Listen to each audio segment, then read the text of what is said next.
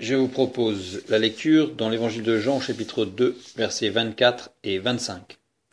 Mais Jésus ne se fiait point à eux, parce qu'il les connaissait tous, et parce qu'il n'avait pas besoin qu'on lui rende témoignage d'aucun homme, car il savait lui-même ce qui était dans l'homme.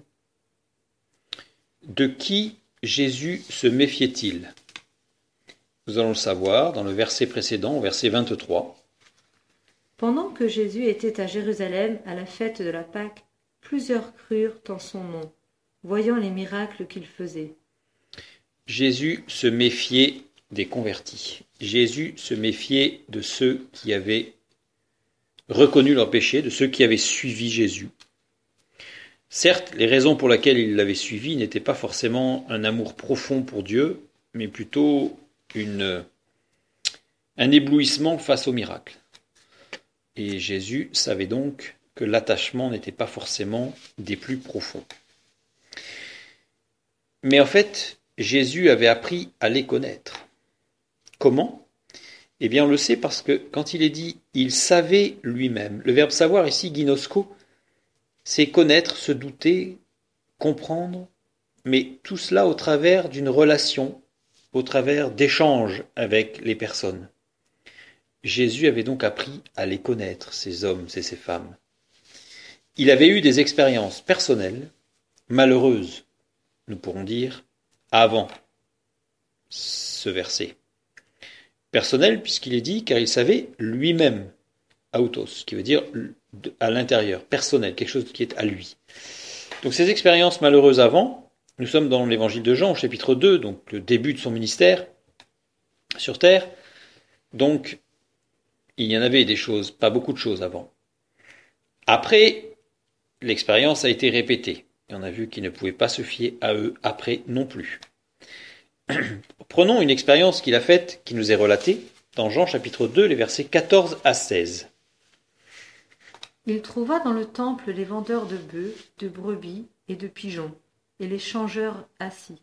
Ayant fait un fouet avec des cordes, il les chassa tous du temple, ainsi que les brebis et les bœufs. Il dispersa la monnaie des changeurs et renversa les tables.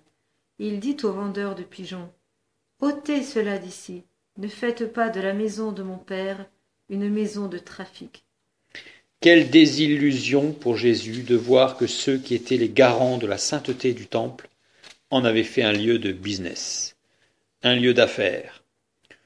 Affaires et business justifiés par la bonne cause, ou pour la bonne cause, bien sûr. Donc tout était, entre guillemets, justifié. Mais quelle désillusion pour Jésus. Après une désillusion, je ne me trompe plus sur le compte des autres. C'est notre réaction, ça.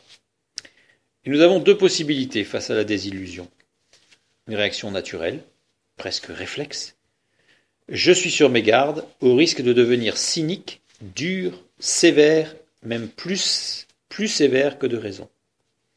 Et nous avons la possibilité d'avoir une réaction spirituelle, empreinte de la marque de l'esprit. Je vois les hommes et les femmes tels qu'ils sont, sans que des pensées cyniques ou des paroles piquantes ou amères nous viennent à l'esprit.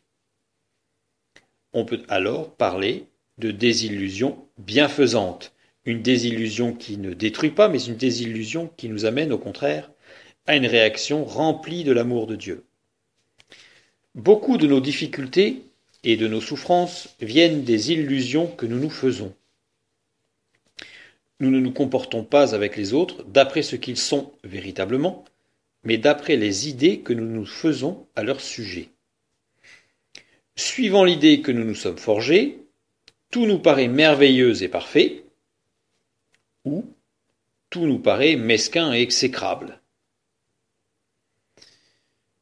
Le refus de perdre ces illusions est la cause de la plupart des souffrances de l'existence. Accepter de voir la réalité objectivement est la source d'une joie inaltérable pour la vie, sachant que seul Dieu est objectif. Donc, quand on dit accepter de voir la réalité objectivement, ça nécessite obligatoirement de la voir au travers du regard de Dieu et de la parole de Dieu. Regardons ce qui se produit dans le cas de la désillusion. Si nous aimons une personne sans aimer Dieu, nous attendons de l'être aimé qu'il comble les besoins de notre cœur blessé et meurtri. Tôt ou tard, notre attente est déçue. Et nous devenons cruels et méchants, sans nous rendre compte que nous attendons de lui ou d'elle plus qu'il ne peut nous donner.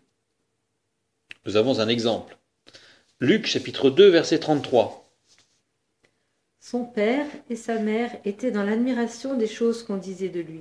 Ça, c'était au début. Au verset 48. Quand ses parents le virent, ils furent saisis d'étonnement.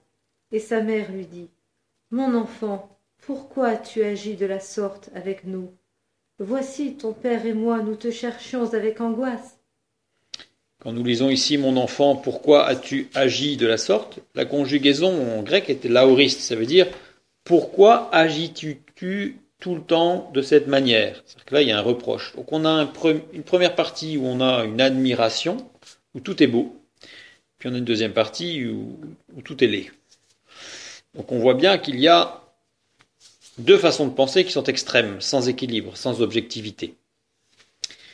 Lorsque nous devenons donc méchants et que nous attendons de quelqu'un ce qu'il ne peut nous donner pour nous combler, il faut réaliser qu'il n'y a qu'un seul être au monde qui puisse satisfaire tous les besoins de notre cœur blessé. Ce ne sera pas notre conjoint, notre fiancé, notre frère, notre sœur, notre ami, notre collègue, etc. Il n'y a que Jésus-Christ, le Fils de Dieu. Lisons dans Luc chapitre 4, verset 18. L'Esprit du Seigneur est sur moi, parce qu'il m'a oint pour annoncer une bonne nouvelle aux pauvres. Il m'a envoyé pour guérir ceux qui ont le cœur brisé, pour proclamer aux captifs la délivrance, et aux aveugles le recouvrement de la vue, pour renvoyer libres les opprimés, pour publier une année de grâce du Seigneur. Il m'a envoyé pour guérir. Je vais insister juste sur ce verbe, iaomai, qui en grec signifie il m'a envoyé pour soigner, pour consolider, pour raffermir, pour libérer des erreurs et pour libérer du péché. C'est l'œuvre de Jésus-Christ. Lui peut combler toutes nos faiblesses, toutes nos blessures. Pourquoi Jésus semble-t-il juger si sévèrement toute affection humaine ? Parce qu'il sait que toute affection qui n'est pas fondée sur notre amour pour lui aboutit nécessairement au désastre. Si nous revenons juste un petit peu en arrière, nous voyons que ceux envers qui Jésus avait un peu de défiance, il s'agissait de ceux qui crurent en son nom, voyant les miracles qu'il faisait, et non pas, comme on l'a dit tout à l'heure, par amour pour lui. Notre Seigneur ne se fiait à aucun homme. Cependant, il ne fut jamais soupçonneux ni amer. Sa confiance en Dieu et en sa grâce était telle qu'il ne désespérait de personne. Lisons Matthieu chapitre 26, des versets 33 à 38.